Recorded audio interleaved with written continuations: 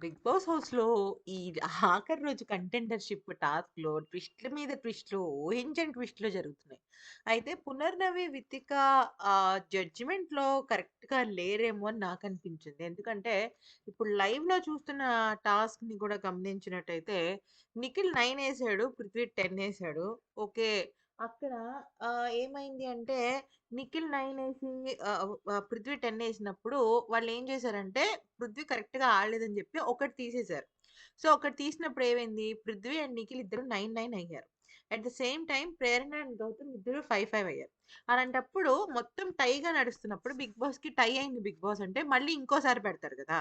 Big boss. So, అలా పెట్టకుండా వాళ్ళేం జేశారంటే Nikhil winner, Prerana runner, Gautam third place, Prithvi second place అని జెప్పేసారనమాట. ఎందుకంటే ఎప్పుడైనా టై ఒస్తే ఖచ్చితంగా దానికి సంబంధించి టై బ్రేకర్ అనేదుండాలి. కానీ మొత్తానికైతే మాత్రం వీడు ప్రేరణకి బ్లాక్ బ్యాచ్ ఇచ్చినట్టు తెలుస్తుంది. ప్రేరణ పాపం చాలా బాధపడింది.